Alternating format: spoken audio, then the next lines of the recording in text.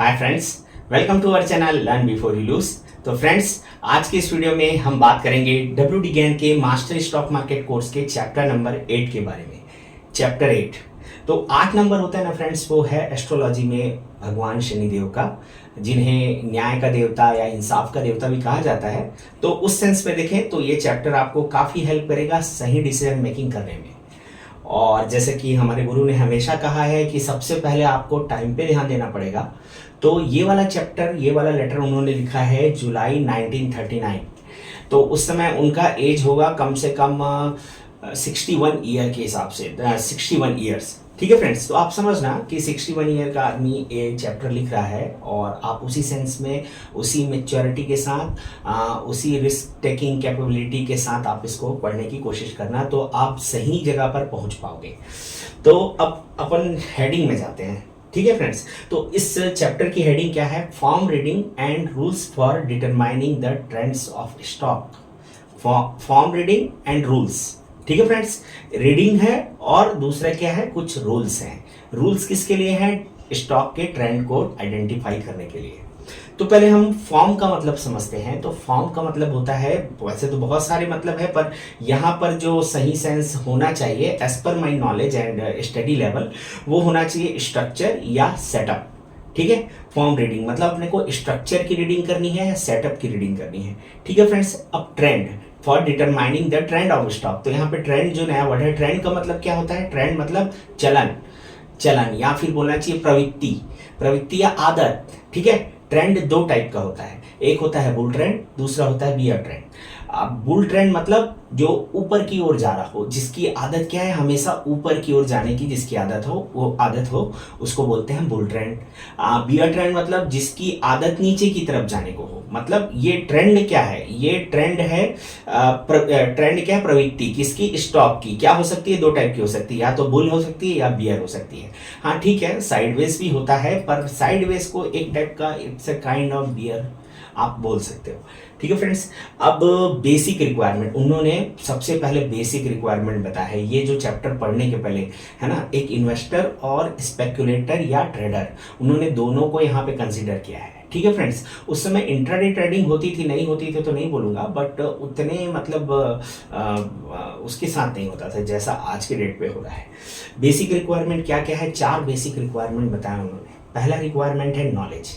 Knowledge मतलब ज्ञान या इंफॉर्मेशन या understanding, that is knowledge. Information है ना, कुछ इंफॉर्मेशन है आपके पास, जैसे कि टाइम क्या हुआ, स्टॉक के पॉइंट ऑफ व्यू से इंफॉर्मेशन क्या होता है? अगर टेक्निकल में देखें तो वो होता है कि स्टॉक कितने प्राइस पे ट्रेड कर रहा है, वॉल्यूम क्या है, और इसका लास्ट हाई कब बना था, टाइम अभी कौन सा टाइम है, इनकॉर्पोरेशन डेट क्या था इसका, कब फर्स्ट ट्रेडिंग इसमें स्टार्ट हुआ स्टॉक। ठीक है, ये सब क्या हो गया आपका?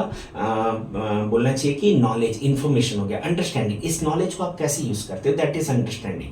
ठीक है, ये दोनों का मिक्सचर है एक टाइप से। दूसरा होता है पेशेंस। पेशेंस को अपन हिंदी में बोलते हैं धैर्य। ठीक है, लोग बोलते हैं पेशेंस रखना चाहिए, पर मैं जितना समझ पाया हूँ पेशेंस को, पेशेंस का मतलब है टाइमिंग। ठीक है फ्रेंड्स, क्योंकि कई बार आप बोलते हो ना कि आपके पास टाइम था बट आप एक्ट नहीं कर पाए, तो एक्चुअल में पेशेंस नहीं था बोलते लोग। क्या बोलते? अगर आप जल्दी एक्ट कर देते हो तो क्या बोलते थे? कि पेशेंस नहीं था। पर आप अगर एक्ट नहीं कर पाते हो या लेट हो जाते हो सही टाइम पे, वो भी वही बोलते हैं कि पेशेंस तो रखा, पर मतलब कॉन्फिडेंस में आ जाता है। ठीक है, ये इसका सेकंड वो है। तो पेशेंस मतलब क्या? जल्दी नहीं घुसना, कि आप अभी से एंटर मत करो, है ना। तो हड़बड़ाहट का अपोजिट है पेशेंस। ठीक है फ्रेंड्स, और इसी को, पर पेशेंस को क्या बोलना चाहिए मेरे हिसाब से? Timing, accurate timing. Time important नहीं है, टाइमिंग इंपॉर्टेंट है। ठीक है फ्रेंड्स, तीसरा उन्होंने जो बेसिक रिक्वायरमेंट बताया वो करेज। पेशेंस का के आगे का पार्ट देखो, अगर हम जल्दी एंट्री कर लेते हैं मार्केट में, तो यहाँ पे हमको पेशेंस सीखना पड़ेगा।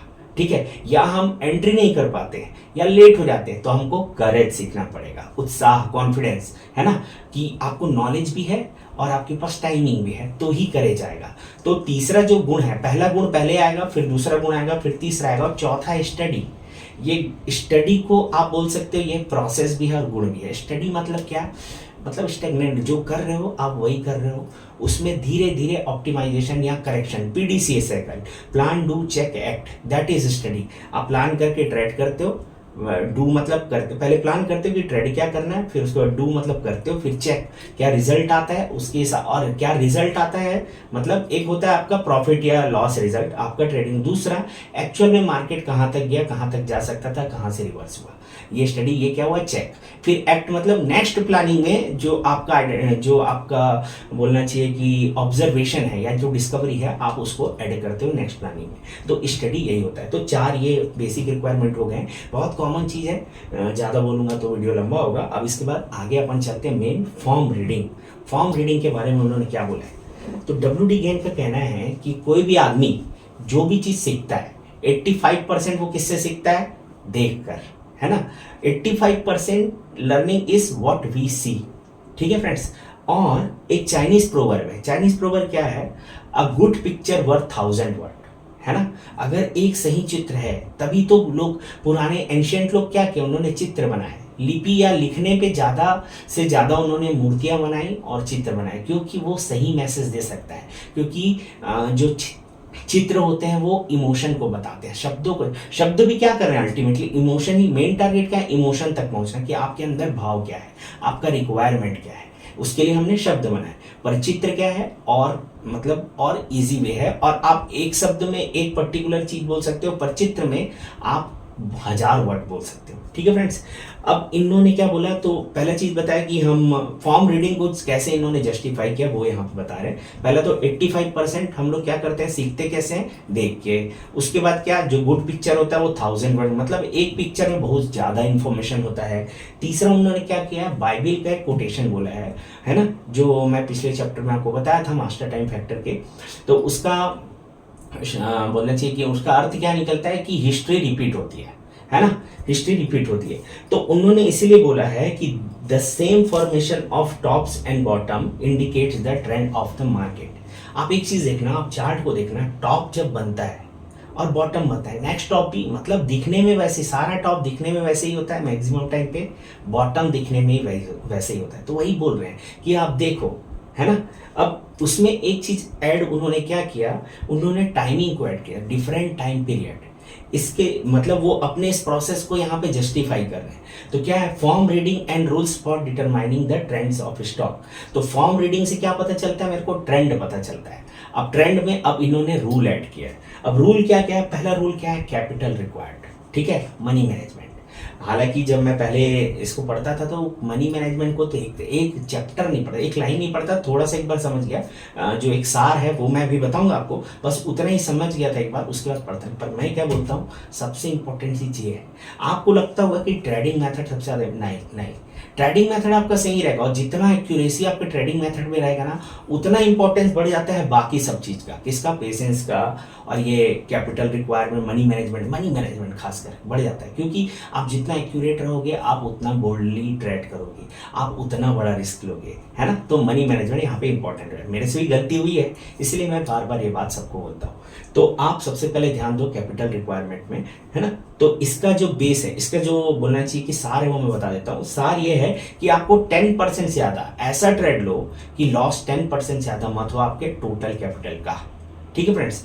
अगर आप बोलना चाहिए पहले तो लीवरेज ट्रेड मत, एक तो ट्रेडिंग मत करो, ट्रेडिंग करना भी है तो किसमें करो, इन्वेस्टमेंट में ट्रेडिंग करो, ठीक है। और वो भी मैं क्या बोलना चाह रहा हूँ, डाउन डायरेक्शन में आप जब बिग क्रैश आने वाला है, जैसे कोरोना के टाइम पे आया था, 2008 पे आया था, उसी टाइम पे आप डाउन डायरेक्शन में फ्यूचर के साथ ट्रेडिंग करो, अदरवाइज आप मैक्सिमम अप डायरेक्शन में ट्रेड करो, ठीक है। तीसरा रूल बताया कि मेजर और माइनर ट्रेड का, उन्होंने क्या बोला है कि दो चीजें होती हैं, एक होता है मेजर, एक होता है माइनर, ठीक है। अब माइनर क्या होता है, मेजर का रिवर्सल ही माइनर होता है, मेजर का जो रिवर्सल होगा माइनर होगा। तो मेजर क्या होता है, मेजर क्या होता है, जो ज्यादा लंबे समय तक चलता है, long period of time. Trend की बात हो रही है, मेजर ट्रेंड, माइनर ट्रेंड।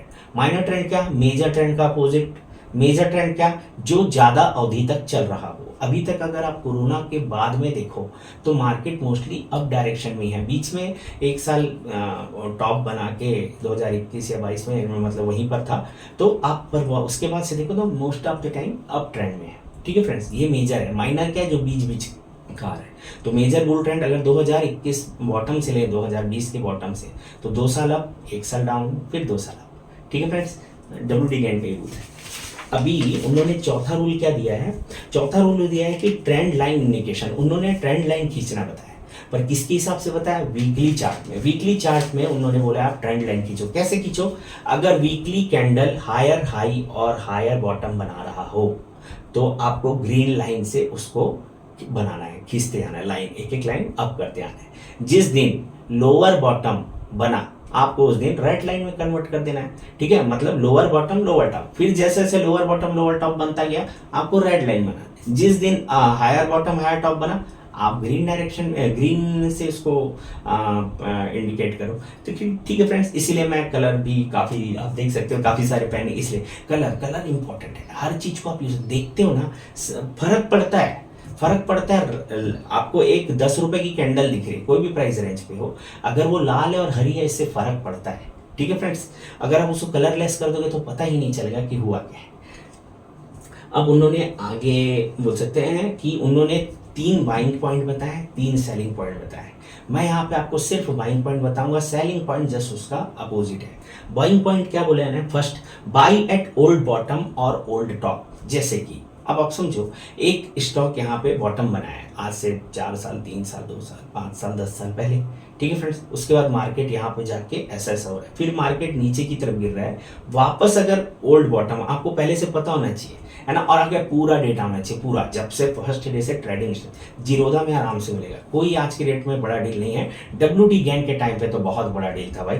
एक स्टॉक का पूरा डेटा कलेक्ट करने में बहुत, मतलब अगर आपके पास पैसे हैं, आपके पास बोलना चाहिए कि कॉन्टैक्ट्स हैं, तो ही आपको ये डेटा मिल पाता, ठीक है फ्रेंड्स। अभी आप समझना, एक बॉटम पहले बनाया था, उसी बॉटम पे आप बाय कर सकते हो, ओल्ड बॉटम या ओल्ड टॉप। ओल्ड टॉप क्या, जैसे आपका ब्रेकआउट देके मार्केट ऊपर की तरफ चल रहा है और ऊपर के पास है, उसके बाद वापस जो पहले प्रीवियस टॉप बनाया था उसके बराबर लेवल पे है, तो वहां से रिवर्सल होता है, ठीक है फ्रेंड्स। तो वहां पे 2 जगह बाय कर सकते हो, ये सेफ बाइंग पॉइंट है, ठीक है। इसमें एक्यूरेसी कम रहेगा। अब दूसरा उन्होंने क्या बताया, सेफर। सेफर में क्या बोला है, by when price crosses farmer tops of previous weeks, है ना, या सीरीज ऑफ वीकली हाई।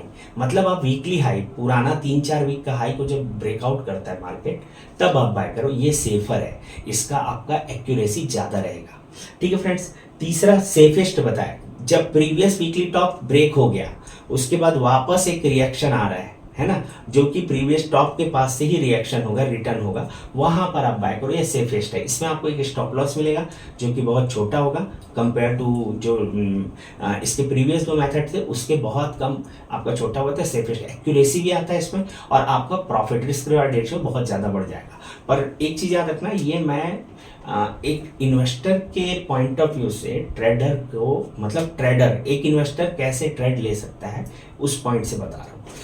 अभी उन्होंने 3 बाइंग पॉइंट बताया, फिर 3 सेलिंग पॉइंट बताया, जस्ट अपोजिट।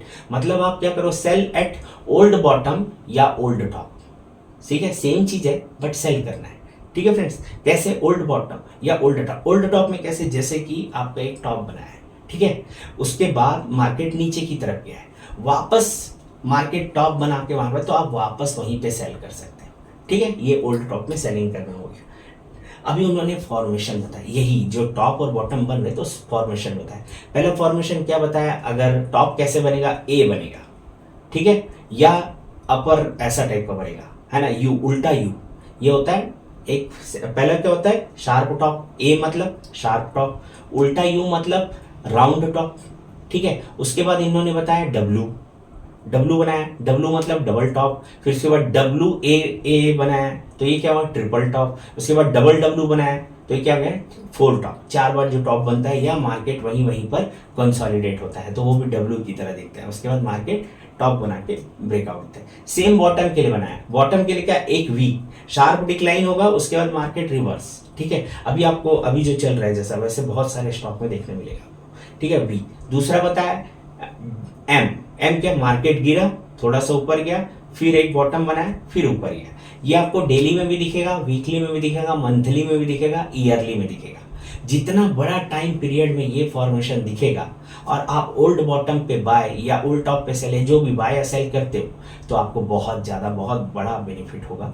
और हालांकि अपॉर्चुनिटी कम, पर इतने सारे स्टॉक है ना, 5,000 6,000 स्टॉक है, जिसमें कम से कम 500 से 600 स्टॉक ऐसे होंगे जो फंडामेंटली स्ट्रांग है। और आपको स्क्रीनर में नहीं खोजना है, आप मार्केट के बाहर जाओ, जो जो कंपनी का प्रोडक्ट दिख रहा है वो सब स्टॉक पे करो। सब आपका ना पैसा डूबेगा नहीं आपको, और आप सीखोगे बहुत जल्दी, आप पैसा बना पाओगे।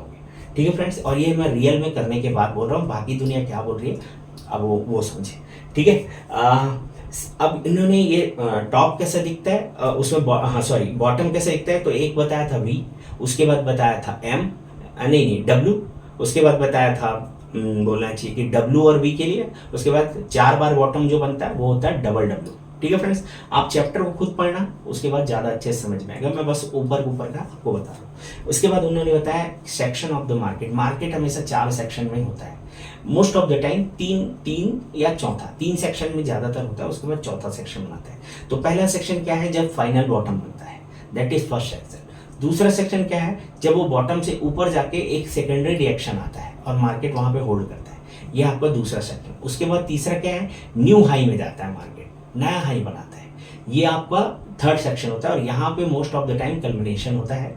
ठीक है, तो यहाँ पर आपको एक तो एक्स्ट्रा एंट्री नहीं करनी चाहिए, या पिरामिडिंग हमेशा second section, first section complete होने के बाद और सेकंड सेक्शन में करनी चाहिए। थर्ड सेक्शन में आप कर सकते हो अगर आपको फुल या बाकी आपका अदर मेथड या एंगल आपको बता रहा है कि मार्केट फोर्थ सेक्शन तक भी जाएगा। फोर्थ सेक्शन क्या होता है, एक बड़ा मूव होता है। बड़ा मूव मतलब कि आप देखना मार्केट 2-3 दिन में ही कोई स्टॉक 20-30%, 40% ऐसा टाइप का मूव हो जाएगा। पर याद रखना है बॉटम में नहीं बनना चाहिए, टॉप में एकदम हवा पे। मतलब चार्ट आप देखो ना, तो ऊपर की तरफ ये सब होना चाहिए, तब ये फोर्थ सेक्शन कहलाएगा। बॉटम में ही आपका 3 दिन में मार्केट अगर 30% 40% तक होता है, तो या तो वो एक बोलना चाहिए कि डाउन ट्रेंड का करेक्शन है मोस्ट ऑफ द टाइम, या फिर आगे जो फोर्थ सेक्शन आने वाला है वो कहीं ज़्यादा बड़ा होने वाला है। ओके फ्रेंड्स, तो ये इन्होंने एक तो 4 सेक्शन बताया। अब इन्होंने ट्रेंड को कैसे डिटरमाइन करें, इसके लिए और चीज़ें बताई है। तो ट्रेंड को जानने का कि ट्रेंड चेंज हो रहा है या अभी कौन सा ट्रेंड चल रहा है, 2 तरीका है। पहला तरीका क्या है, स्पेस, दूसरा तरीका है time, space movement and time period.